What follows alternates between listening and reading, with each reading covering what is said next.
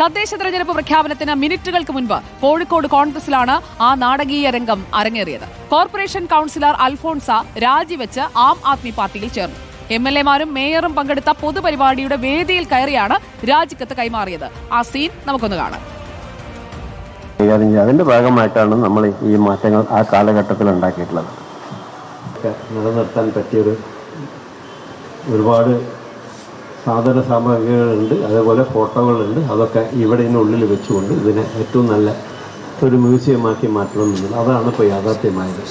നമ്മുടെ ഭാഗ്യവശാൽ നമ്മുടെ അഹമ്മദ് ദേവർ കോവിൽ MLA തന്നെ പുരാവസ്തു പുരാരേഖ മ്യൂസിയം 45 വർഷമായിട്ട് ഭരിക്കുന്ന ഈ കോഴിക്കോട് കോർപ്പറേഷനിൽ 2 മുന്നണികൾ കൂടി കട്ടുമുടിക്കുകയാണ്. ജനങ്ങൾക്ക് ഇതിന് ബോധം വന്നിട്ടുണ്ട്. അതിന്റെ ഈ സിസ്റ്റത്തിനോടുള്ള വിയോജിപ്പാണ് എന്നെ രാജിയിലേക്ക് നയിച്ചത്. അല്ലാതെ സീറ്റ് കിട്ടാത്ത പ്രശ്നമല്ല. No no. സിനോജ് തോമസ് നമുക്കൊപ്പം. സിനോജ് തോമസിന്റെ ചോദ്യം ഞാൻ കേട്ടു. സീറ്റ് കിട്ടാത്തതിലുള്ള പ്രശ്നമല്ല എന്നായിരുന്നു സിനോജിന്റെ ചോദ്യം. പിന്നെ എന്തിനാണ് ഈ രാജി? അതും ആം ആദ്മി പാർട്ടിയിലേക്കാണ് പോയിരിക്കുന്നത്. ആം ആദ്മി പാർട്ടി എന്തായാലും കോഴിക്കോട് കോർപ്പറേഷൻ ഭരിക്കാനായിട്ടുള്ള ഒരു വലിയ സംവിധാനത്തിലേക്കൊക്കെ എത്തിയിട്ടുണ്ടോ കോഴിക്കോട് കോർപ്പറേഷൻ? അത് ഇനി നമ്മളാരും അറിയാതെ പോയതാണോ സിനോജ്?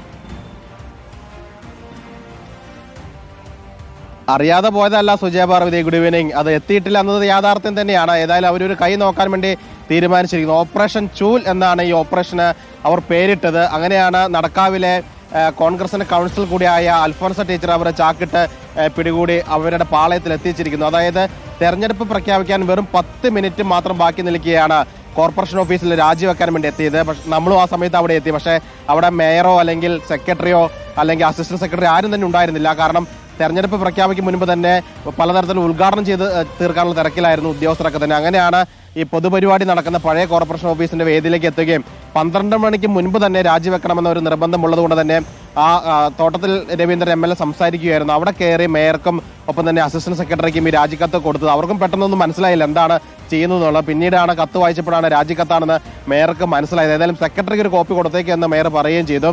അതിനുശേഷമാണ് ആം ആദ്മി പാർട്ടിയിൽ അംഗത്വം എടുത്തിരിക്കുന്നത്. അൽഫോൺസ് ടീച്ചർ പറയുന്നത് കഴിഞ്ഞ 45 വർഷമായിട്ട് LDF-ഉം BJP UDF-ഉം കോഴിക്കോട് കോർപ്പറേഷൻ കട്ടുപിടിച്ചെന്നാണ് ടീച്ചർ പറയുന്നത്. അങ്ങനെയെങ്കിൽ കഴിഞ്ഞ 5 വർഷം കൊണ്ട് ഇത് എന്തുകൊണ്ട് ടീച്ചർ തിരിച്ചറിയാതെ പോയി എന്ന് ചോദിക്കുമ്പോൾ ടീച്ചർ പറയുന്നത് അത് തിരിച്ചറിഞ്ഞിരുന്നു, പക്ഷേ പാതി വഴിക്കിട്ട് രാജിവെച്ച് പോയി കഴിഞ്ഞാൽ അത് ജനങ്ങളെ വഞ്ചിക്കുന്നതിന് തുല്യമാകും. തന്നെ തെരഞ്ഞെടുത്ത നടക്കാവ് ഡിവിഷനിലെ ജനങ്ങളെ വഞ്ചിക്കുന്നതിന് തുല്യമാകും. അതുകൊണ്ടാണ് 5 വർഷം കാലാവധി പൂർത്തീകരിച്ചതെന്ന് പറയുന്നു. ഏതായാലും ടീച്ചറുടെ ഈ വാർഡ് വിഭജനം വന്ന ശേഷം നടക്കാവിലെ 50% വാർഡും മാവൂർ റോഡ് എന്ന പുതിയ വാർഡിലേക്ക് പോയിരിക്കുന്നു. അതാണ് യാഥാർത്ഥ്യം. അതുകൊണ്ട് സീറ്റുമായി ബന്ധപ്പെട്ട ചെറിയൊരു തർക്കം കോൺഗ്രസിലുണ്ട്. അതാണ് പുതിയ ഈ ചാഞ്ചാട്ടത്തിന്റെ പുറകിലെ രഹസ്യം എന്ന് പറയുന്നത് സുജയ. അതായത് ഇത്രയേ ഉള്ളൂ. ഒറ്റവാചകത്തിൽ പറഞ്ഞാൽ അവിടെ നിന്നാൽ ഒന്നും കിട്ടില്ല, അപ്പുറത്ത് പോയാൽ സീറ്റ് ഉറപ്പാണ് അല്ലേ സിനോജ്? തീർച്ചയായിട്ടും ഇലക്ഷൻ ആണല്ലോ, എല്ലാവരും സീറ്റ് മോഹിച്ചിങ്ങനെ കറങ്ങി നടക്കുകയാണല്ലോ. അതുകൊണ്ടാണ് കോഴിക്കോട്ട് എല്ലാ രാഷ്ട്രീയ പാർട്ടികളും പകുതിക്ക് പകുതി വെച്ച് സീറ്റുകൾ പ്രഖ്യാപിക്കും. 1ാം ഘട്ട പ്രഖ്യാപനം 2ാം ഘട്ട പ്രഖ്യാപനം എന്ന് പറയാൻ കാരണം അത് തന്നെയാണ്. പ്രശ്നങ്ങളില്ലാത്ത തർക്കങ്ങളില്ലാത്ത സീറ്റുകൾ 1ാം ഘട്ടത്തിലും പിന്നീട് തർക്കങ്ങൾ അടിപൊളിയുള്ള സീറ്റുകൾ അവസാന ഘട്ടത്തിലും. മോഹന വാഗ്ദാനങ്ങളിലൊക്കെ വീഴുന്നതിന് മുൻപ് ഒന്നുകൂടി ഒന്ന് ആലോചിക്കുന്നത് നല്ലതാണ് എന്നതാണ് എനിക്ക് എന്തായാലും ഇത് കണ്ടപ്പോൾ തോന്നിയത്. അപ്പോൾ അവിടെ ഓപ്പറേഷൻ ചൂൽ അത് എത്രത്തോളം വിജയിച്ചു എന്നറിയാൻ നമുക്ക് വോട്ട് എണ്ണുന്നത് വരെ കാത്തിരിക്കാം. Thank you Sinoj.